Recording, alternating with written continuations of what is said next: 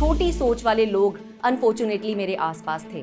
बचपन की वो बातें आज तक मैं दिल खोल के उनको बता नहीं पाई कि मैं क्या फील करती थी। मेरे पड़ोसियों के घर में एक तहखाना होता था, मुझे टांगों से पकड़ के उसमें लटका दिया जाता था। घर में रोटियां भी मुझसे बनवाई जाती थी और बाद में ये कह के पीटा जाता था कि रोटी मोटी क्यों बनी है। उस टाइम मन में ठाना कि चाहे छोटा चाहे बड़ा, एक स्टेप तो लूंगी, कुछ ना कुछ तो करूंगी, आगे बढ़ के जरूर दिखाऊंगी।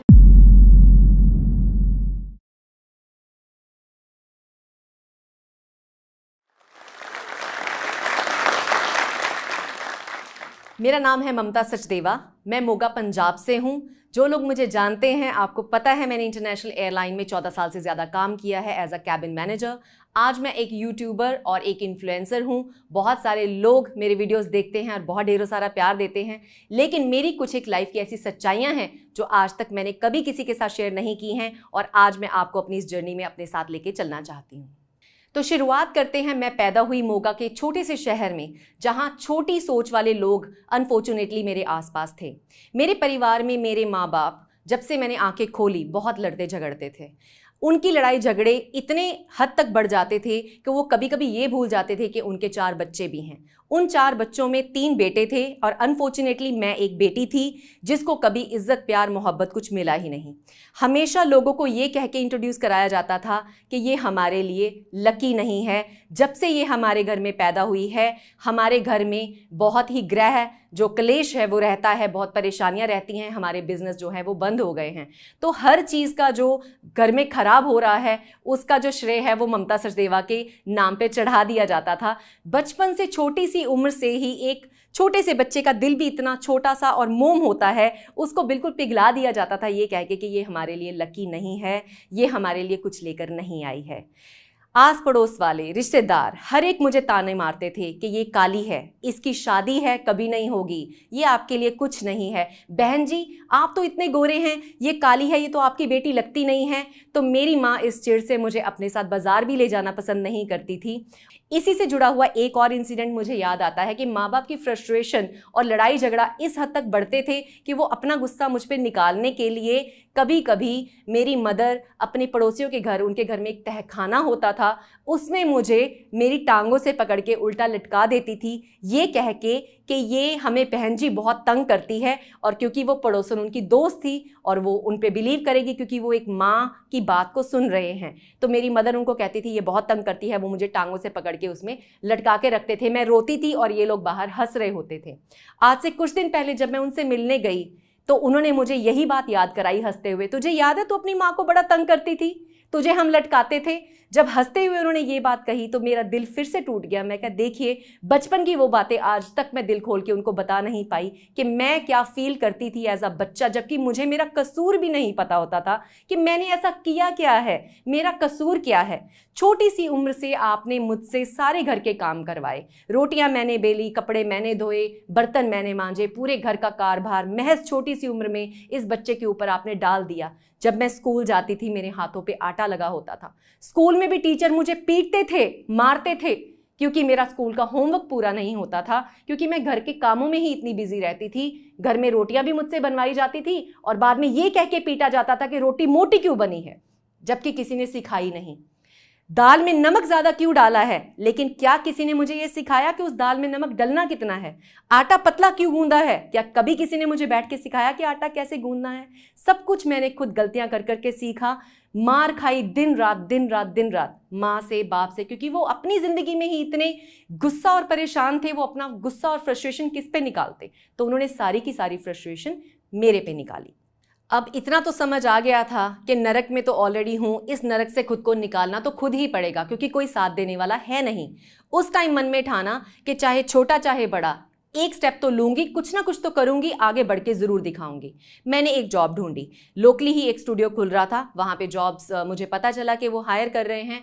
मैं बिना घर पे बताए वहां इंटरव्यू देने गई और उन्होंने मुझे सिलेक्ट कर लिया। वहां से आकर मैंने अपने घर पे बताया कि मम्मी मैंने ऐसे ऐसे जॉब अपने लिए ढूंढी है, इतने पैसे मिलेंगे। शायद पैसों के चलते उनको लगा कि 2300 रुपया महीना हमारे घर में आना शुरू हो जाएगा। उस पैसे को देखते हुए उन्होंने एक छोटी सी हाँ कर दी, लेकिन ये साथ में बोल दिया कि भाई मुझे नहीं पता बाकी घर वाले क्या कहेंगे, लेकिन मैं ठीक है, अगर 2300 रुपये महीना आ रहा है तो ठीक है, जॉब तुम कर लो। तो आई थिंक वो जिंदगी का एक छोटा सा मेरा स्टेप था जिसने मुझे अपने आप को खड़ा करने में मदद की।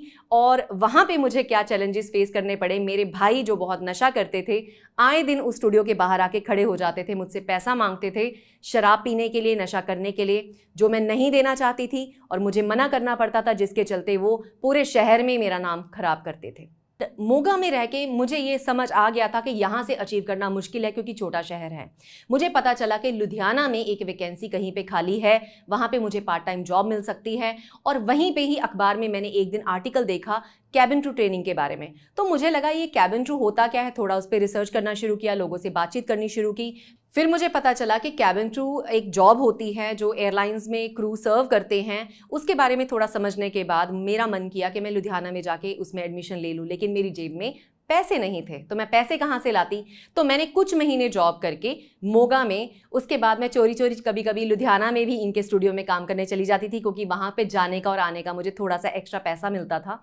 तो उन सब पैसों को जोड़ के मैंने बिना घर पे बताए ही वहाँ पे एडमिशन ले ली। तो घर वालों को मैंने सिर्फ इतना बोला कि मैं तो जा रही हूँ, आपने अब जो करना है आप देख लीजिए, आपने मुझे घर से निकालना है, रखना है, मेरा नाम घर से आपने हटाना है, कोई दिक्कत नहीं है। तो मैंने एक बड़ा स्टेप लिया और मैं लुधियाना शिफ्ट हो गई।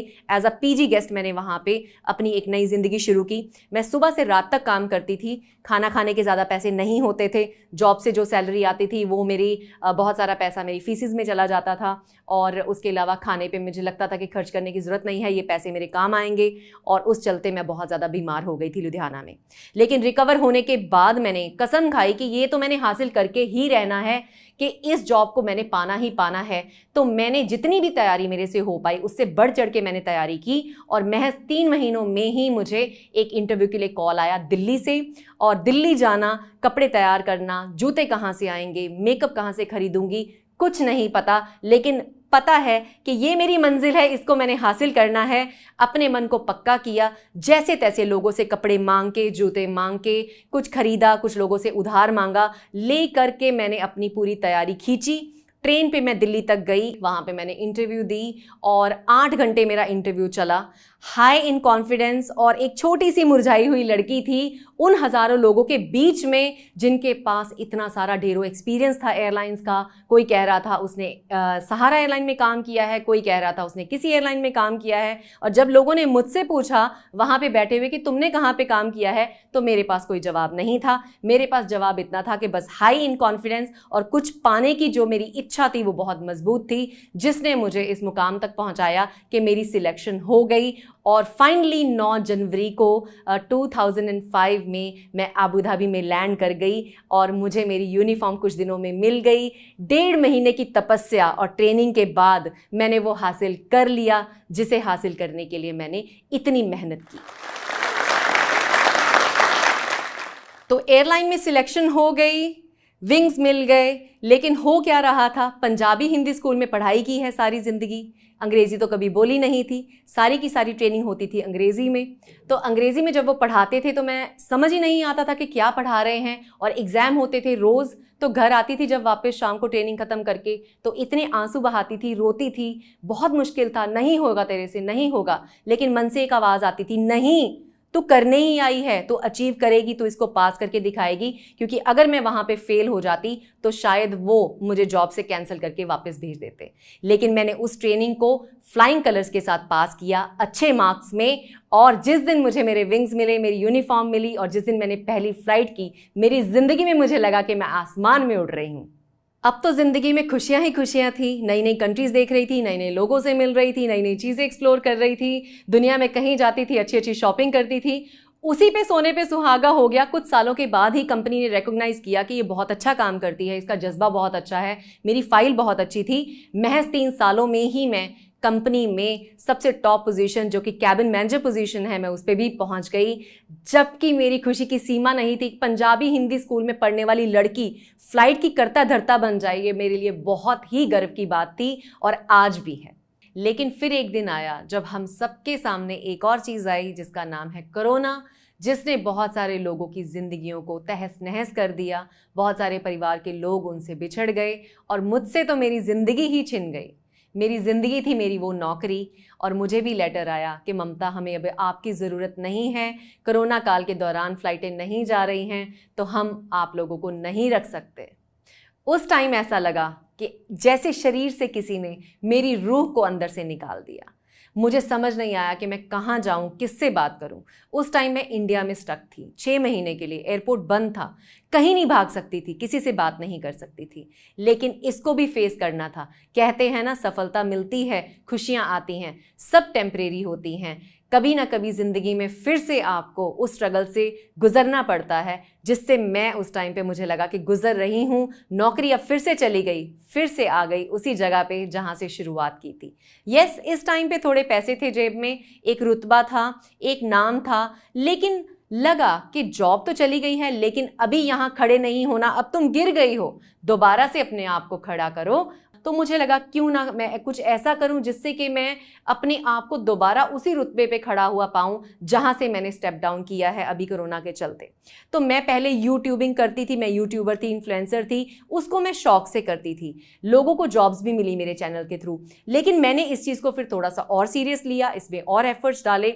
मुझे वीडियोग्राफी के बारे में ज़्यादा नॉलेज नहीं थी, कुछ कुछ मैंने थोड़ा थोड़ा सीखा, और मैंने 1 मिलियन का टारगेट जो है वो मेरी जॉब होने के बाद हासिल किया, जो मेरी गिरने के बाद की सबसे बड़ी सफलता अगर मैं कहूँ दोबारा से जो मैंने हासिल की वो ये थी। और मैंने अपने आप को दोबारा से इस मुकाम पे खड़ा किया कि आज कितने सारे ब्रांड्स मुझे रोज़ ईमेल करते हैं कि Mamata ji, we want to work with you, क्या आप हमारे ब्रांड को प्रमोट करेंगी, क्या आप हमारे लिए ट्रेनिंग करेंगी।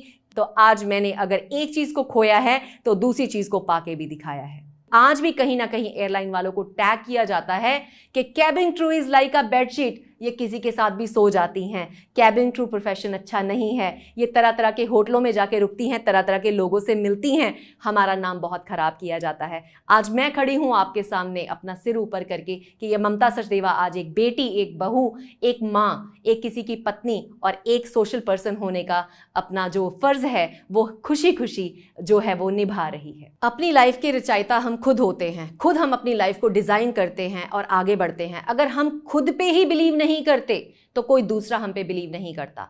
आपने सुना होगा बहुत लोगों से कि ज़िंदगी में हर सफ़र आपको खुद ही तय करना होता है, तो आज से ही आपने अपना सफ़र जो है वो खुद तय करना है, खुद पे भरोसा रखना है। Thank you.